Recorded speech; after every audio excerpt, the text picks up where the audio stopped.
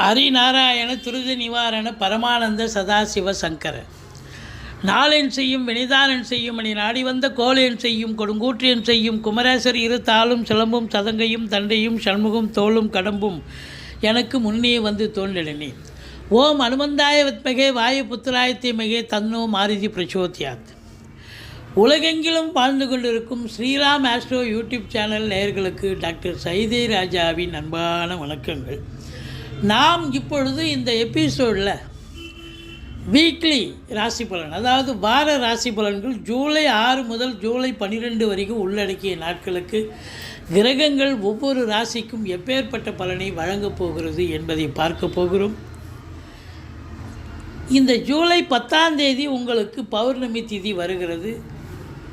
இதுவரைக்கும் எங்கள் சேனலை பார்த்து கொண்டிருக்கும் அன்பர்கள், சப்ஸ்கிரைப் செய்யாதவர்கள் சப்ஸ்கிரைப் செய்து கொள்ளும்படி கேட்டுக்கொள்கிறோம். ரைட் சைடில் சப்ஸ்கிரைப் இருக்கும், பெல் பட்டன் இருக்கும், ரெண்டுத்தையும் ப்ரெஸ் பண்ணிங்கன்னா அடுத்த நொடியே எங்களுடைய வீடியோ உங்களை நோக்கி வர துவங்கிவிடும். வாங்க ராசிக்குள் செல்லலாம். ரிஷபராசி அன்பர்களுக்கு வணக்கம். ரிஷபராசி காலபுருஷனுக்கு 2வது ராசி. இதில் என்னென்ன நட்சத்திரங்கள் இருக்குது அப்படின்னா, கிருத்திகை 2, 3, 4 பாதங்கள், ரோகிணி, மிருகசீரிஷம் 1, 2 பாதங்கள் உள்ளடக்கியது. இதனுடைய அதிபதி சுக்கிர பகவான் இப்பொழுது ரிஷபத்தில் ஆட்சி பீடத்தில் இருக்கிறார். அப்போது எந்த ஒரு ராசிநாதனும் ராசியில் இருந்தால் ரொம்ப சிறப்புங்க.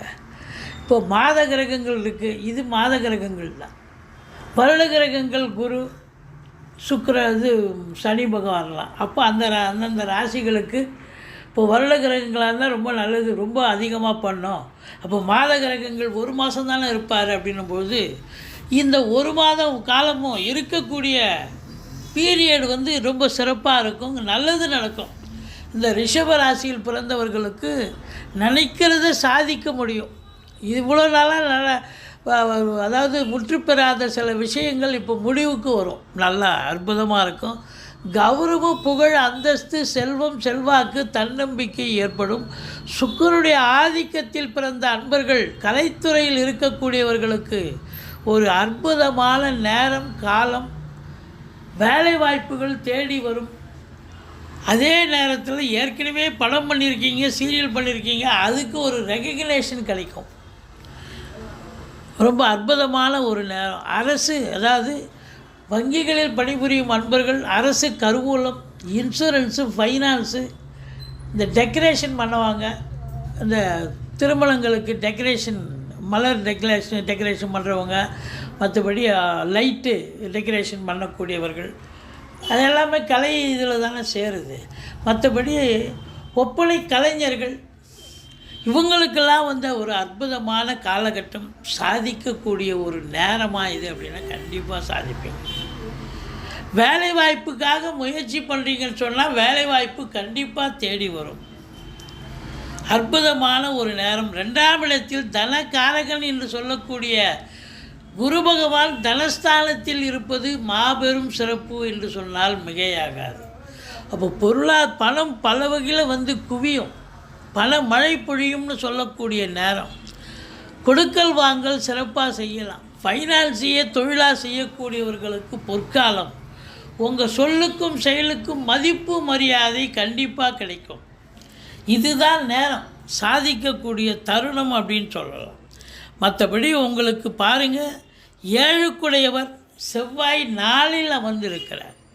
அப்போது வீடு வாங்க, மனம் வாங்க, தோட்டத்துறவு வாங்க உங்களுக்கு அபிலாஷை இருக்கும்.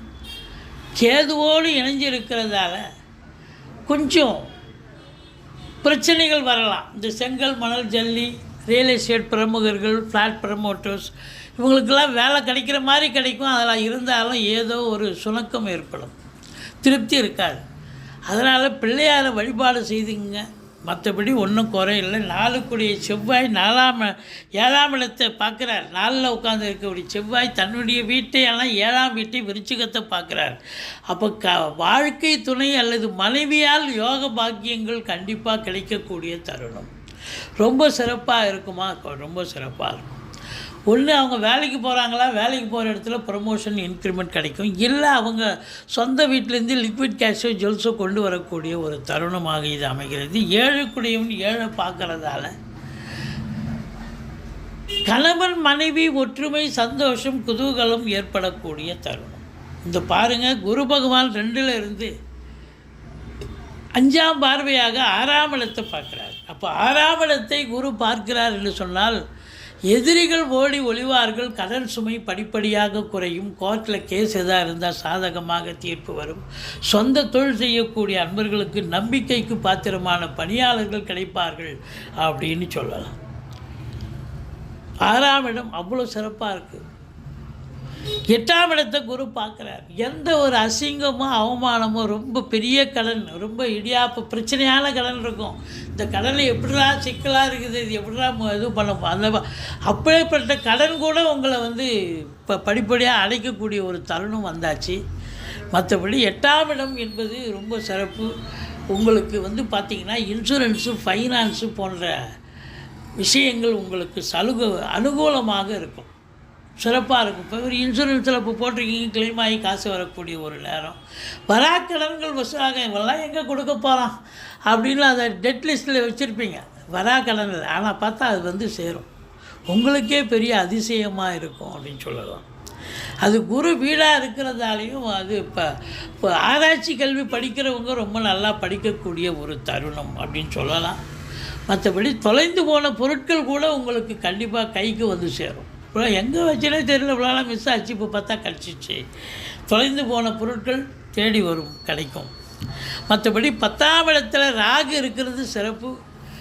இருக்கிற இடத்த விரிவாக்கம் பண்ணுவார். அப்போது நீங்கள் தொழிலில் ஒரு பிரம்மாண்டத்தை நோக்கி செல்வீர்கள். பிரம்மாண்டம் சொன்னால் தொழிலை நல்லா விரிவுபடுத்துகிறோம், கடனை உடனே வாங்கி நினைப்பீங்க. ஒரு இடத்துல 2 இடத்துல எங்கே கொடுக்க போகிறாங்கன்னு நினச்சி கேஷுவலாக கேட்பீங்க. கேட்குற இடத்துலாம் காசு கைக்கு வந்துடும். அப்போ வர்ற காசு நீங்கள் தொழிலில் தானே போட்டாகணும். அப்போ தொழிலை இம்ப்ரூவ் பண்ணுவீங்க, இல்லை இன்னொரு பிரான்ச்சையும் ஓப்பன் பண்ணுவீங்க அப்படின்னு சொல்லலாம். அப்போ தொழில் வளர்ச்சி கண்டிப்பாக இருக்கும். தொழில் வளர்ச்சி இருக்குதுன்னு சொன்னால் அப்போ வருமானம் கண்டிப்பாக இருக்கத்தானே இருக்கும். அப்போது டெஃபினட்டாக குரு பார்வை இருக்குங்க. சப்போஸ் நீங்கள் ரிஷப ராசியில் பிறந்த அன்பர்கள் வெளிநாடு போகணும்னு நினைக்கக்கூடியவர்களுக்கு இது அற்புதமான ஒரு நேரம். கண்டிப்பாக வெளிநாடு போவீங்க. உள்நாட்டு வாணிபம், வெளிநாட்டு வாணிபம், ஏற்றுமதி இறக்குமதியாளர்கள், ஷேர் மார்க்கெட்டில் இன்வெஸ்ட் பண்ணுறவங்க, ஸ்பெக்குலேஷன் ஆன்லைன் பிஸ்னஸ் பண்ணுறவங்க, ஹோட்டல் பிஸ்னஸ் பண்ணுறவங்க, இவங்களுக்கெல்லாம் சிறப்பாக இருக்குது.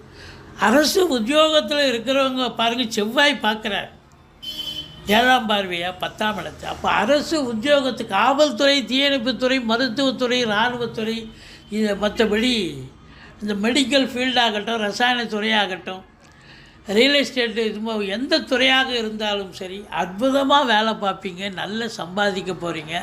அரசாங்கத்தில் வேலை பார்க்குறவங்க ரொம்ப சிறப்பாகவே உங்களுடைய சலுகைகள் அனைத்தும் கிடைக்கும். ட்ரான்ஸ்ஃபர், ப்ரமோஷன், இன்க்ரிமெண்ட் இதெல்லாம் எதிர்பார்க்கலாம். திருப்திகரமான ஒரு காலம். 10க்குடைய சனி பகவான் 11ல் இருக்கார். சூப்பருங்க. 11ஆம் இடத்துல எந்த ஒரு கிரகமும் இருந்தாலும் அளப்பரிய பலனை தரக்கூடிய ஒரு அம்சம் அப்படின்னு சொல்லலாம். அப்போ சனி பகவான் உங்களுக்கு 11ல் இருக்கிறதால தொழிலில் பிரம்மாண்ட வளர்ச்சி, உத்தியோகத்தில் ஒரு கூடுதல் பொறுப்புகள் கூட வழங்கி கௌரவிப்பார்கள். அப்போ தொழிலாகட்டும், உத்தியோகமாகட்டும், ஒரு சந்தோஷமான ஒரு சூழல் ஏற்படும்.